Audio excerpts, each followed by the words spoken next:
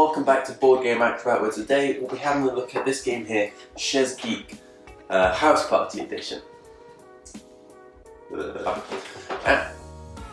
So Chez Geek was designed by John Darborough and was art by John Kovelik. Sorry if I said any of them wrong there. There's the front of the box. It's from the creators of Munchkin. It plays in 1 hour, is for 14 plus, I believe. 13 and up, and it's for 2 to 5 players. Okay.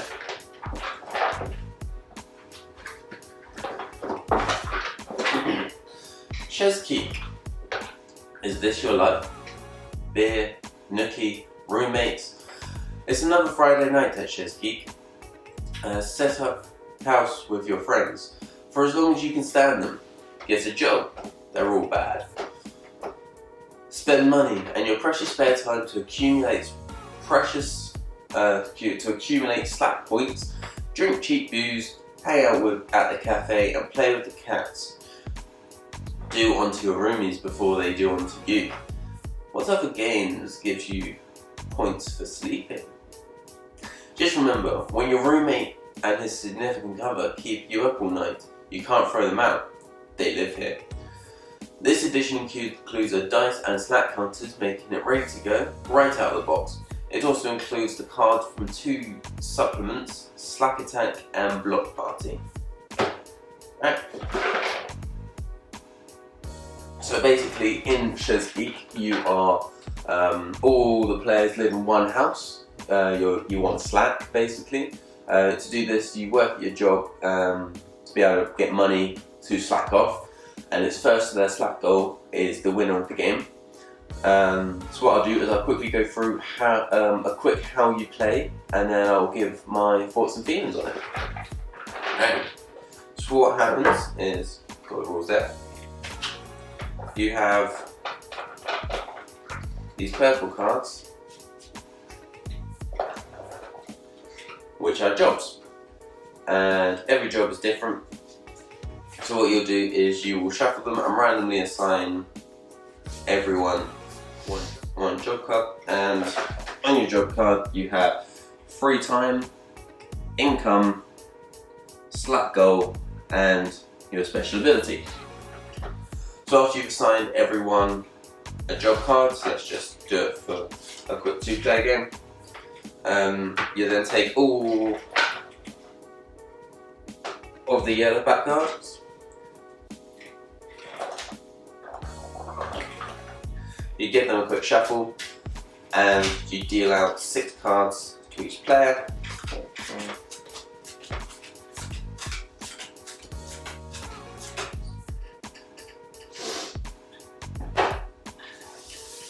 And that is how you're set up to play the game. Now basically, the turns go like this. First of all on your turn is your roll phase, and that is for cards like this, where the free time is either, 2 or 3. So what you do for that is you roll a dice, and a 1, 2 or 3 you get the lower side, and a 3, 4 or 5 you get the higher side. And that is the roll phase of your turn. Next, you can invite people to your room, / invite pets to your room, and people, as if there aren't any straight up, so people will either have a person, say person right there, or pets count as people.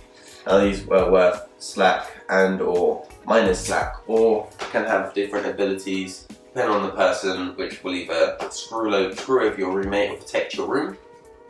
And how you invite them is you would say, it's midnight, so I'd go, I want to invite midnight to my room, and then I'd roll. If I get a 5 or a 6 on the dice, the person isn't in and they go to the discard pile. However, with such as death of the party who is -1, I might want to invite them to someone else's room. So I do it in the exact same way. I go, I want to invite death of the party to your room. I'd make the roll, and 5 or 6 they don't show up, 1, 2, 3 or 4 they head into the room. Now, the easiest way to keep track of slack is these slack points that come with this game. So Death of the Party was -1 slack, so I put a -1 slack on that card, and this is because slack on each card might change throughout the game. So after I've done inviting people or pets to my room or other people's room, I can then go shopping or I can do an activity. So as the drummer, I only have 1 income, but I have, let's say, 2 free time because I rolled a 2.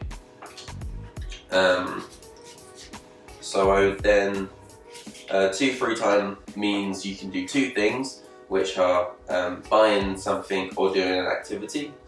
So I might want to, with my, I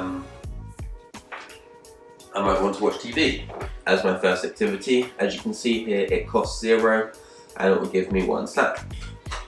So I pop that in. I'll double check whether its ability affects anything else in my room, and then I would take my 1 slack point and pop it on. Quite simple.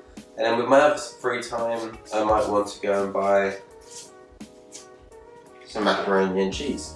And this has the cost of 1, so I am still able to do that. And I'll put that in my room. Again, double checking its ability and putting on its slack.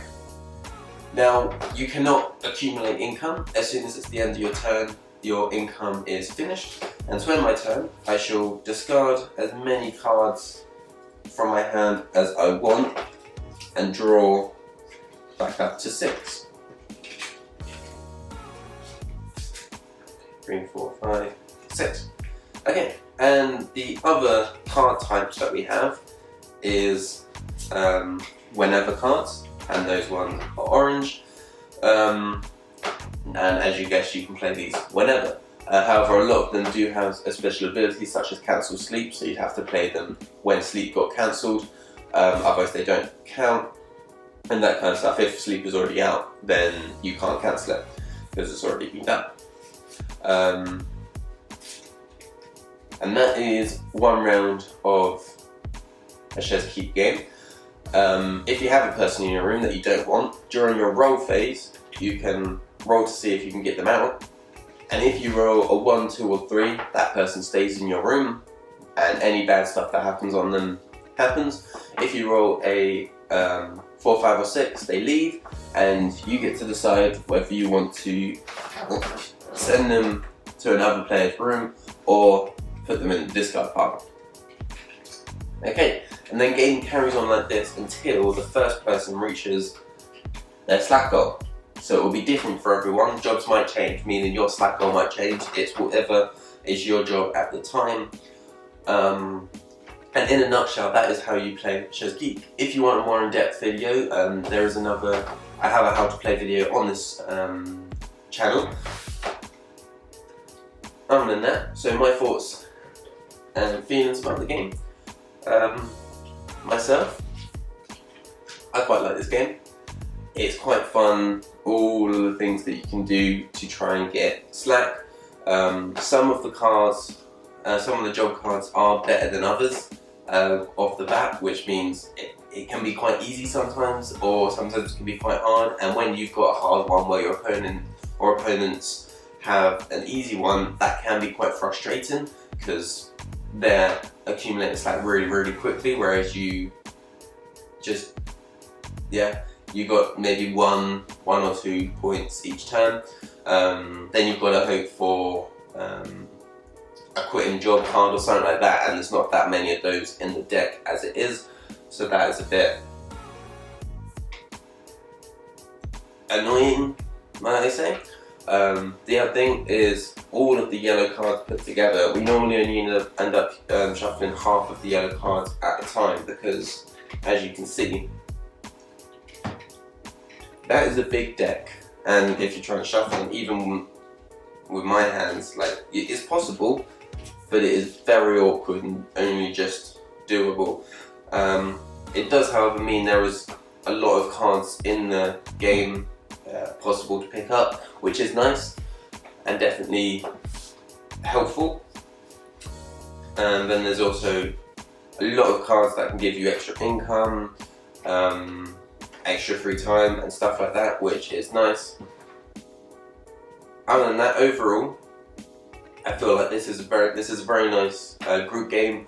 I've never had people get really upset in this game. It's always been and yeah, we always have fun playing this game.